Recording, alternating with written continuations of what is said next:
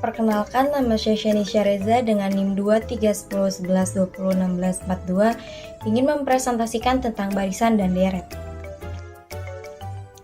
Barisan ialah susunan bilangan yang dibentuk berdasarkan urutan tertentu. Bilangan tersebut merupakan suku bilangan yang tersusun berdasarkan penambahan bilangan atau kelipatan bilangan tertentu. Barisan bilangan mempunyai dua jenis, yaitu barisan bilangan aritmatika dan barisan bilangan geometri. Kedua jenis bilangan tersebut dapat dilihat dari perubahan suku-sukunya. Sedangkan deret ialah penjumlahan dari suku-suku bilangan dalam suatu barisan. Begitu juga dengan barisan, deret mempunyai dua jenis, yaitu deret aritmatika dan deret geometri.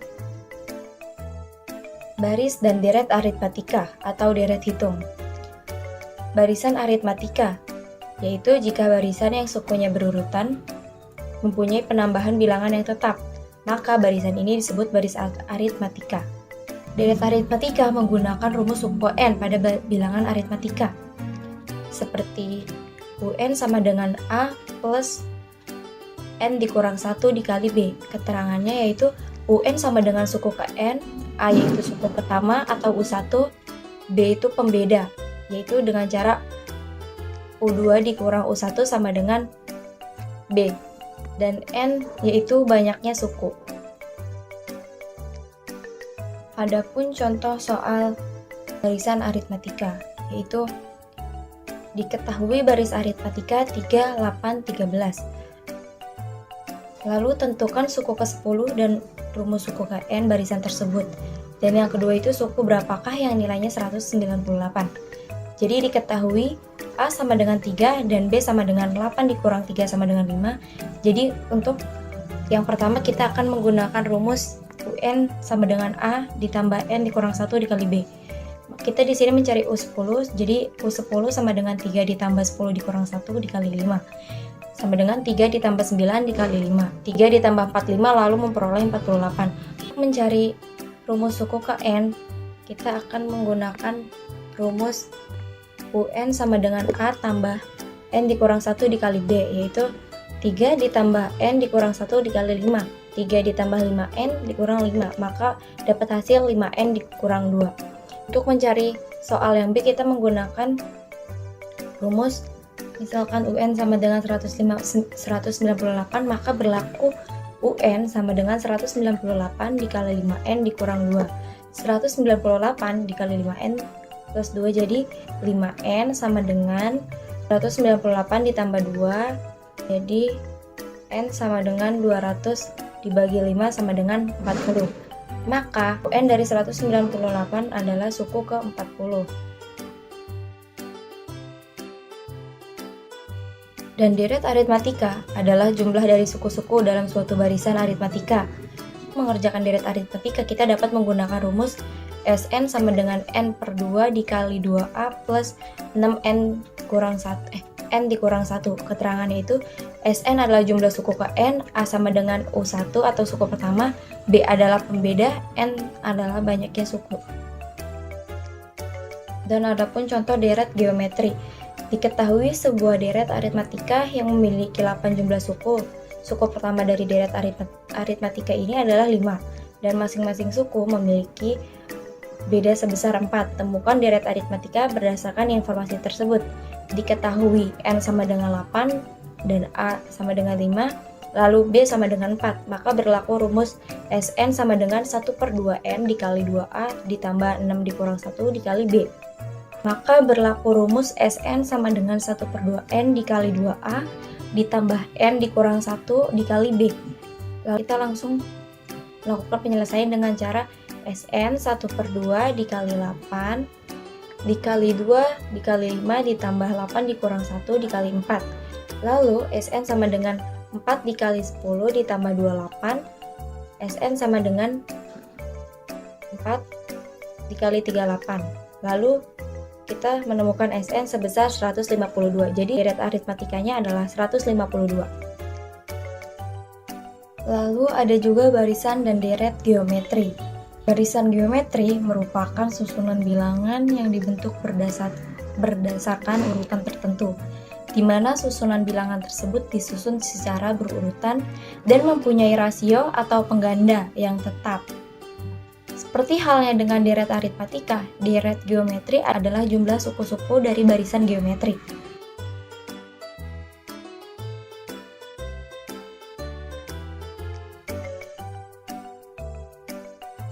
Adapun rumus yang digunakan yaitu UN sama dengan AR pangkat N dikurang 1. Keterangannya yaitu UN sama dengan suku ke N, A adalah UN atau suku pertama, R adalah rasio atau pengganda, dan N adalah indeks suku. Adapun contoh soal dari barisan geometri yang pertama yaitu diketahui barisan 3, 6, 12, dan 14, lalu tentukan suku ke-8 dari barisan tersebut.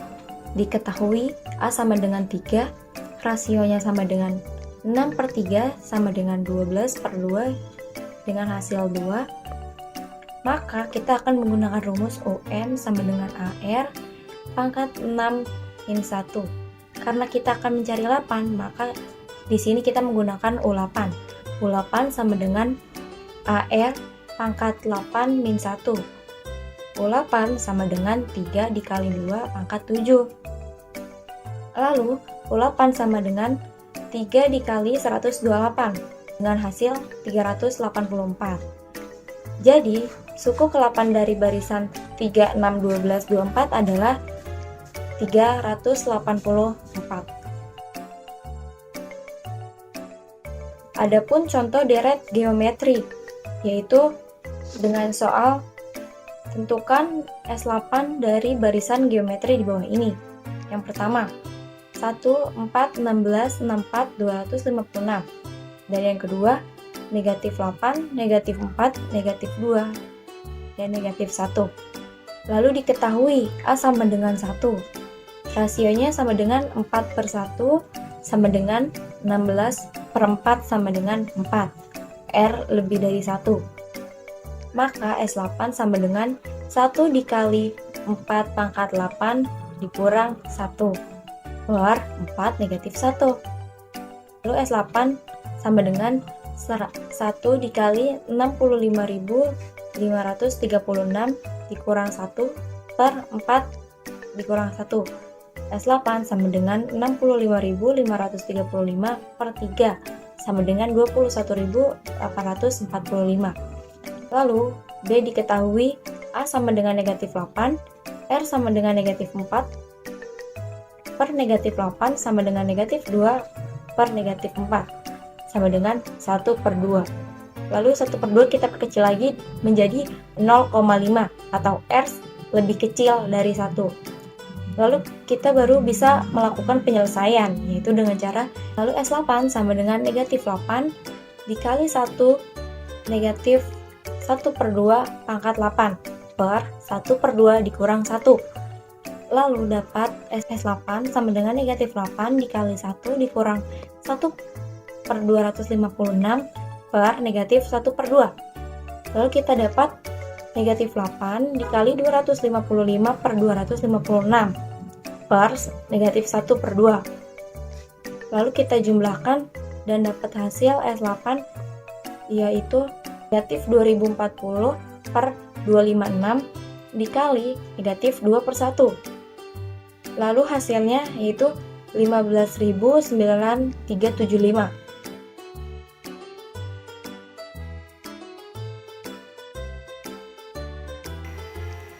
Assalamualaikum warahmatullahi wabarakatuh. Perkenalkan, saya Syifa Diana. Di sini saya akan menjelaskan mengenai penerapan barisan dan deret.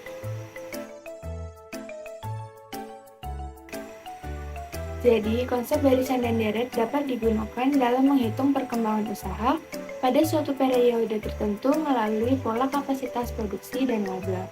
Usaha yang dimaksud disesuaikan dengan proses perkembangan konstan seiring dengan berjalannya waktu mengikuti pola barisan aritmatika.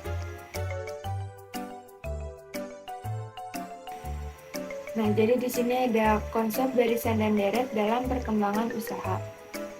Perusahaan keramik menghasilkan 5.000 buah keramik pada bulan pertama produksinya.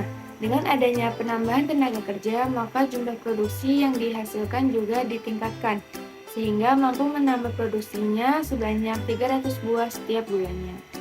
Jika perkembangan produksinya konstan setiap bulan, berapa jumlah keramik yang dihasilkannya pada bulan ke-12, berapa buah jumlah keramik yang dihasilkannya selama setahun pertama produksinya. Nah, untuk menjawabnya, yang pertama kita mencari jumlah keramik yang dihasilkannya pada bulan ke-12 dengan menggunakan rumus UN A plus N min 1 dikali B. Jadi karena kita mencari untuk bulan ke-12, jadi U12 sama dengan A plus N min 1 dikali B. U12 sama dengan 5.000 ditambah 12 min 1 dikali 300. Nah, kemudian 5.000 ditambah 11 dikali 300, kemudian 5.000 ditambah 3.300 sama dengan 8.300 keramik. Jadi, jumlah keramik yang dihasilkannya pada bulan ke-12 yaitu 8.300 keramik. Kemudian, untuk mencari jumlah keramik yang dihasilkan dalam 1 tahun pertama, kita dapat menggunakan rumus Sn sama dengan N per 2 dikali A plus UN. Jadi, karena 1 tahun 12 bulan kita mencari S12.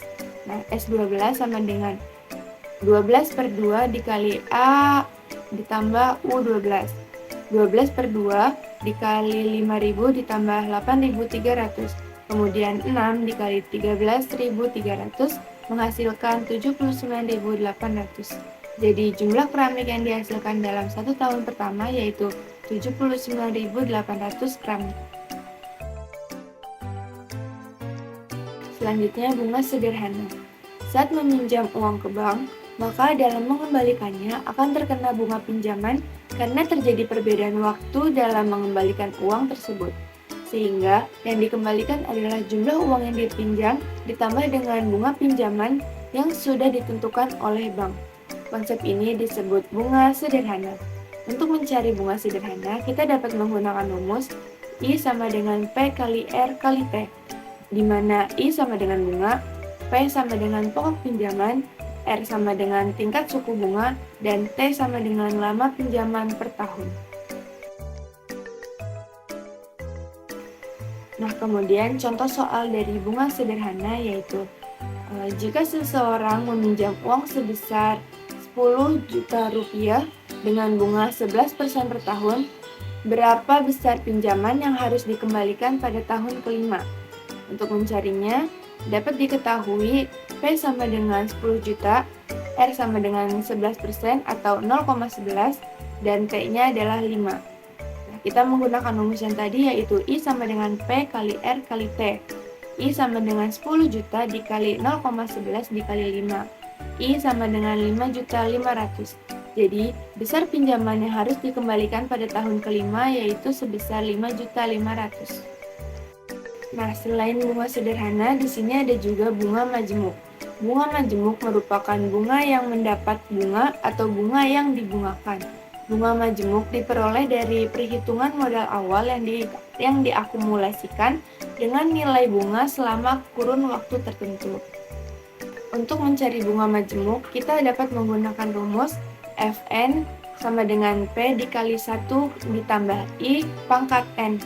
Keterangannya yaitu Fn sama dengan jumlah uang di masa yang akan datang, P sama dengan modal awal, I sama dengan tingkat bunga per tahun, N sama dengan jumlah tahun, dan M sama dengan frekuensi pembayaran bunga dalam setahun.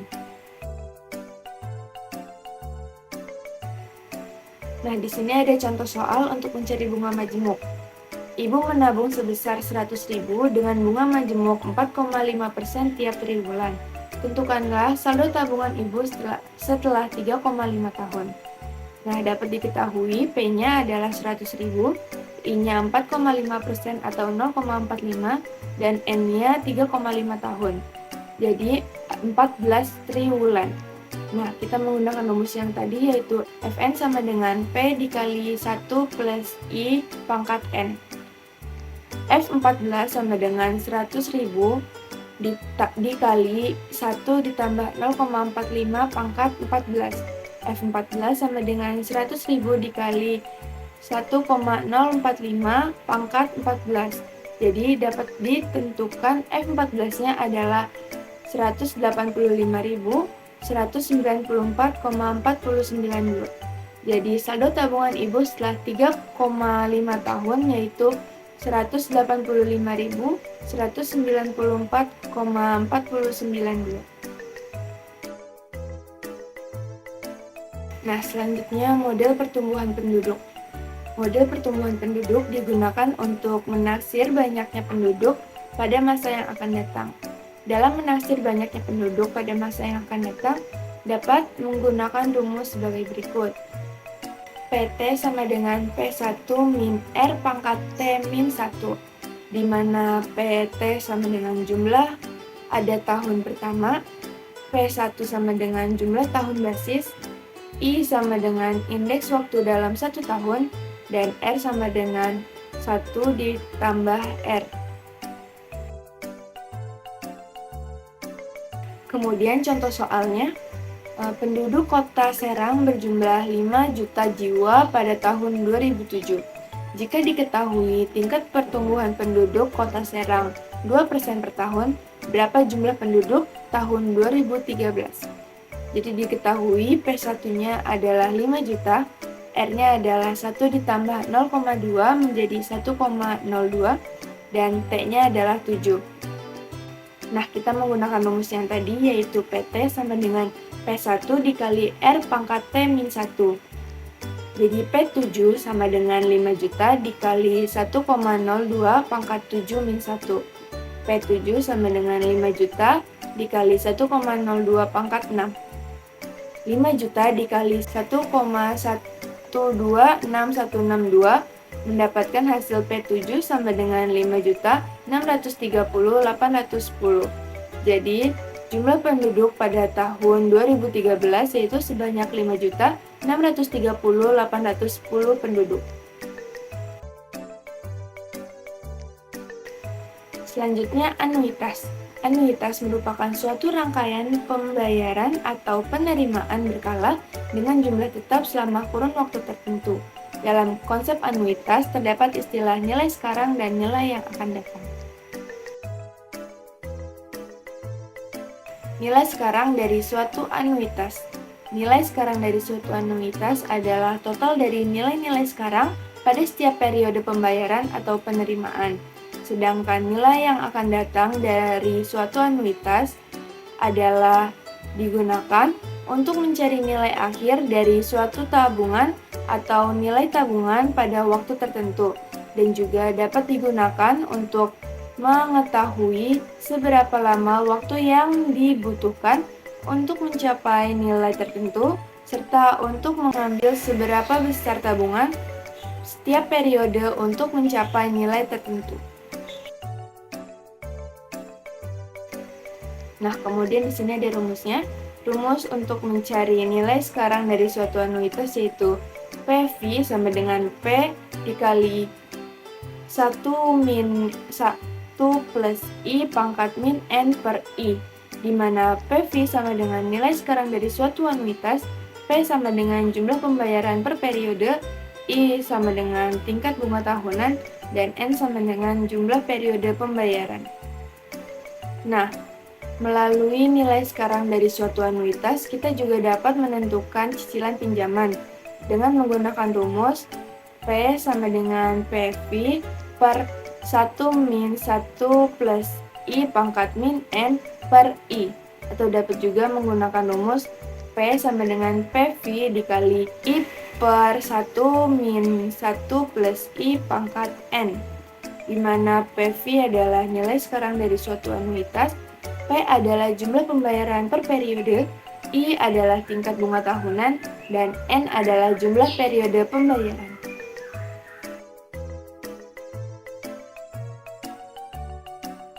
Nah, kemudian di sini ada contoh soal untuk mencari nilai sekarang dari suatu anuitas.